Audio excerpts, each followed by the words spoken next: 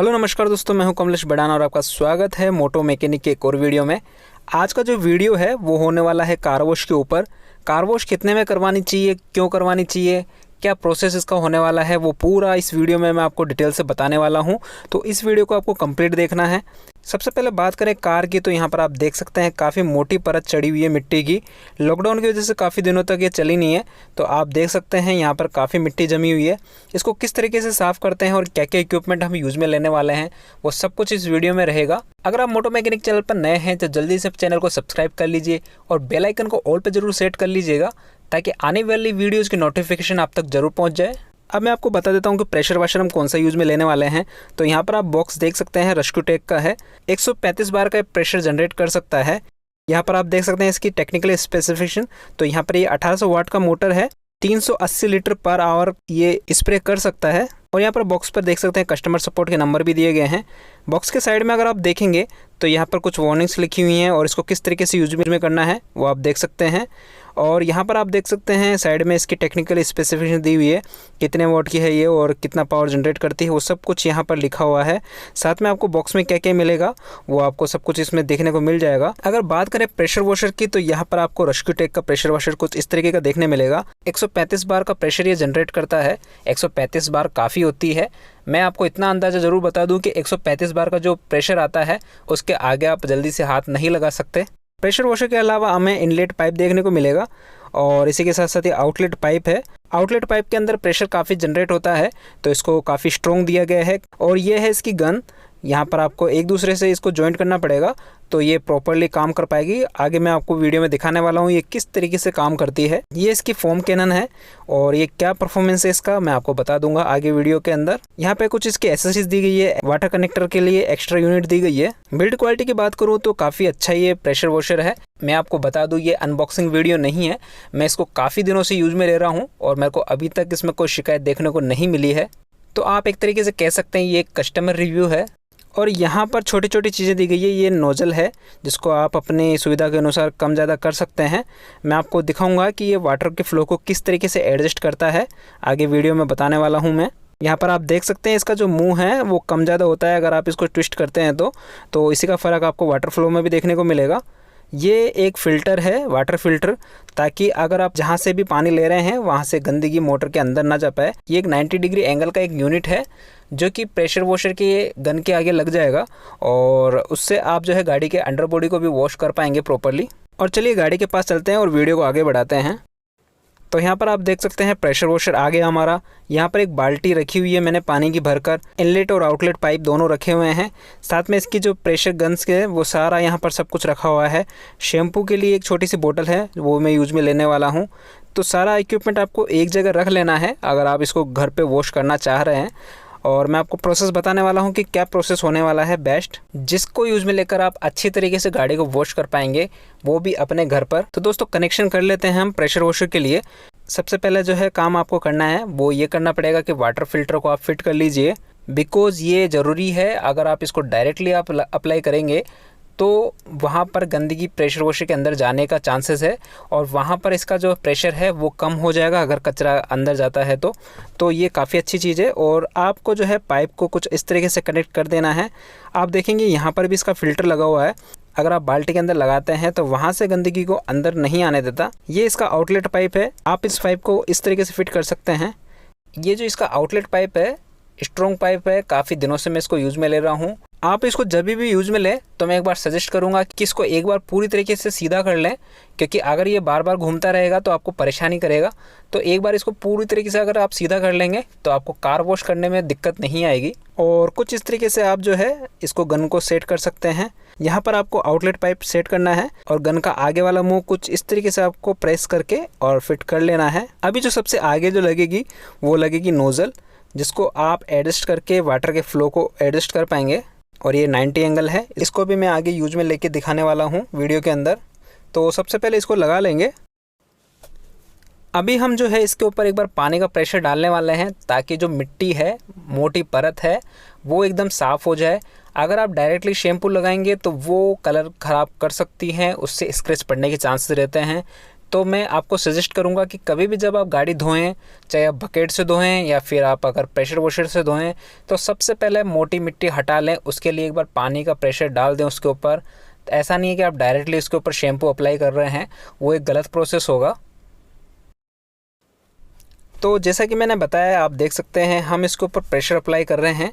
ये एक सिंपल पानी का प्रेशर है और इसका रीज़न ये है कि मोटी मिट्टी जो इसके ऊपर जमी हुई है, काफ़ी दिनों से गाड़ी चली नहीं है, तो वो एक बार साफ़ हो जाए, तो उसी के लिए ये प्रोसेस किया जा रहा है। आप जब इसको अप्लाई करें या जब आप प्रेशर वॉशर यूज़ में लें, तो आपको एक चीज़ ध्यान में रखनी है कि इसका जो प्रेशर है वो एकदम फाइन होना चाहिए। ऐसा नहीं है कि काफ़ी प्रेशर एक ही जगह पे जा रहा है।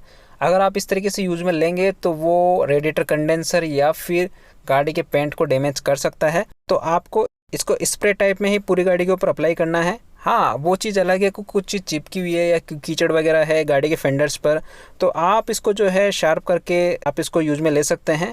अदरवाइज़ इसको एकदम फाइन और स्प्रे टाइप में ही आप इसको यूज़ में कीजिए। दोस्तों, अगर आपके मन में ये ख्याल है कि इसको कब करवाना चाहिए, तो कार वॉश के लिए आप डेली इसको कार वॉश ना करें। सप्ताह में एक बार रिकमेंडेड है, आप इसको कार वॉश को कर सकते हैं।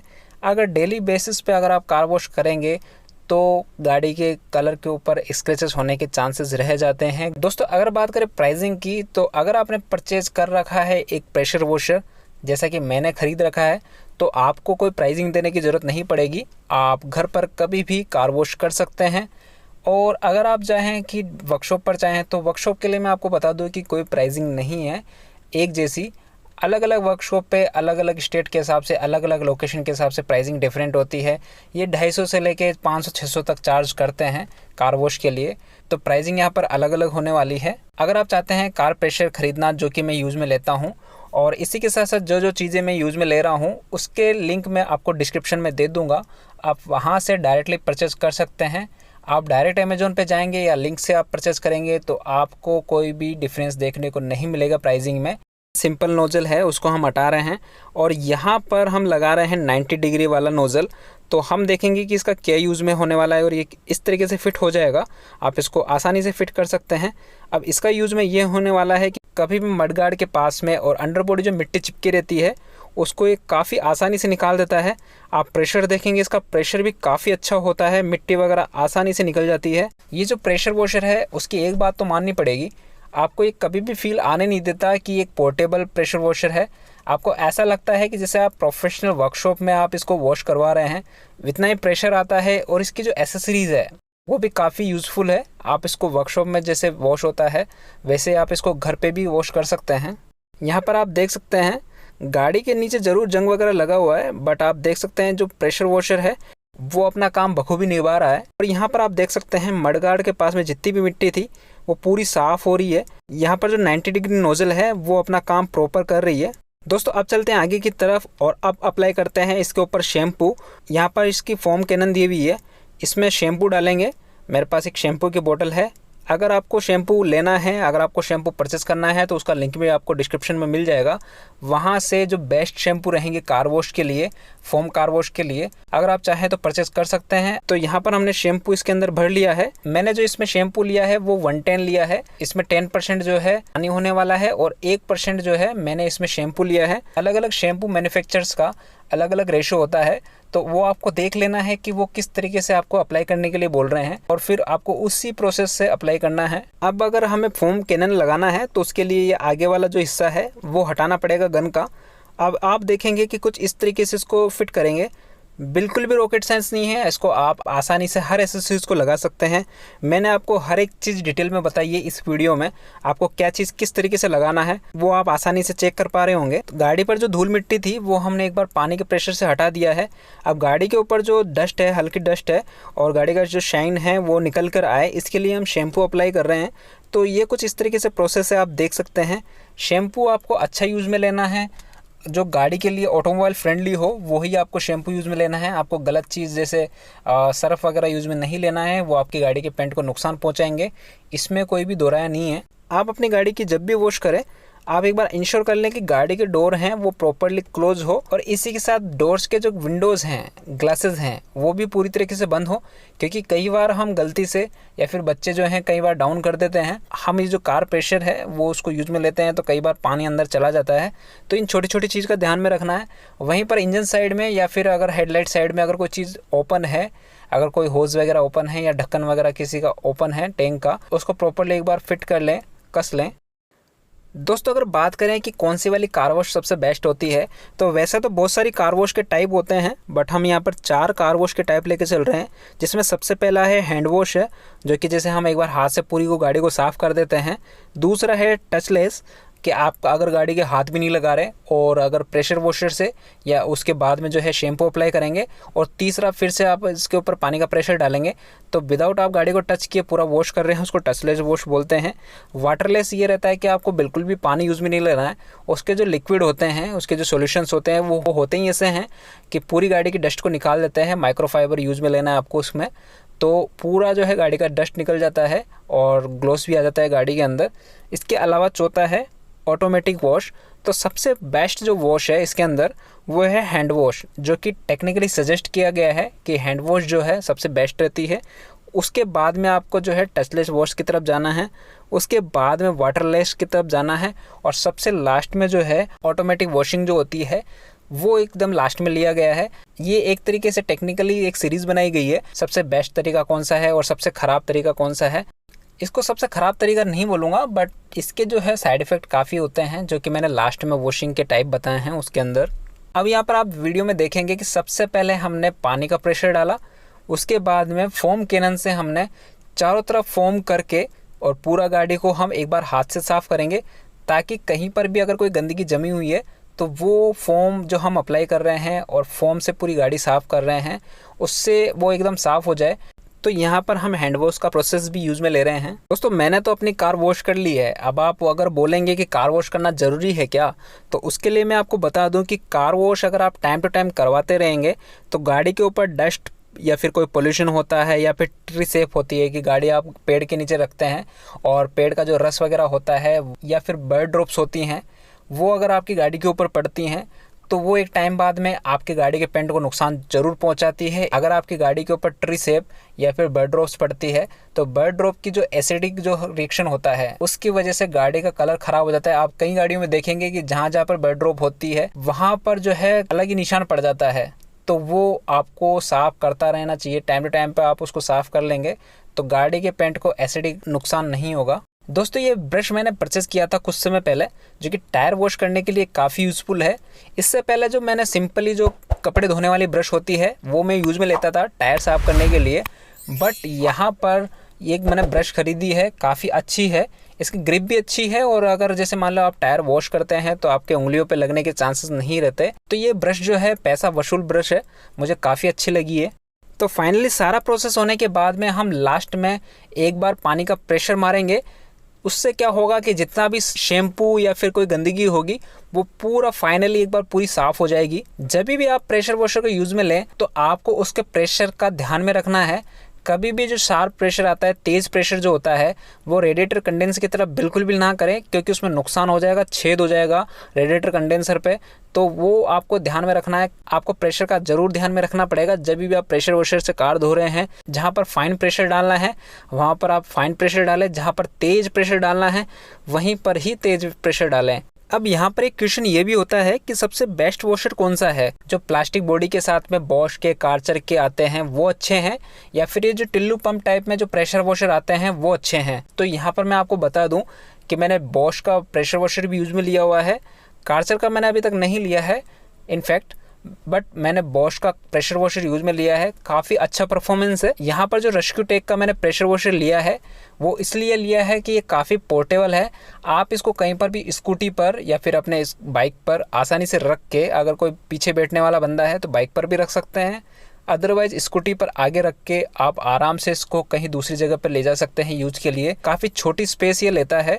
वहीं पर अगर बात करें बॉश की या कार्चर की, तो उनकी मोटर भी छोटी होती है और वो प्लास्टिक बॉडी के कारण काफ़ी स्पेस लेते हैं वो। और दोस्तों मैं आपको बता दूं कि रेस्क्यू टेक का मैंने प्रेशर वॉशर क्यों लिया है, उसकी सच्चाई ये है, हमारी एक फर्म है जो कि जयपुर के अंदर कार डिटेलिंग के लिए डील करती है, तो मैंने ये उसके लिए प्रोफेशनली यूज के लिए इसको परचेज़ किया है। और मैं आपको बता दूं कि यहाँ पर आपको 6 महीने की नहीं, 1 साल की नहीं, पूरी 2 साल की वारंटी मिलती है इस प्रोडक्ट के ऊपर। तो आप यहाँ पर समझ सकते हैं कि अगर आपको 2 साल की कोई वारंटी दे रहा है तो क्वालिटी प्रोडक्ट ही होगा। अमेजोन पर जब मैंने परचेस किया तो उससे पहले इसके रिव्यूज़ भी पढ़ लिए थे, तो काफ़ी पॉजिटिव रिव्यूज़ थे और आफ्टर सेल सर्विस इसकी काफ़ी शानदार है compare to other pressure washer company के। तो यहाँ पर सबसे बड़ी चीज़ थी वो यही थी कि मुझे कभी भी अगर कोई पार्ट्स की ज़रूरत पड़ जाए तो इधर उधर देखने को नहीं मिलेगा, क्योंकि अगर इसमें कुछ भी परेशानी होती है और अगर ये 15 दिन के लिए या 10 दिन के लिए भी अगर एक काम में नहीं आता है तो मुझे इसका फाइनेंशियल लॉस ज़रूर होने वाला है। तो मैंने यहाँ पर 2 साल की वारंटी ली है इसके ऊपर, जो कि आप अमेजोन से इसको परचेस करते हैं तो आपको भी मिलेगी।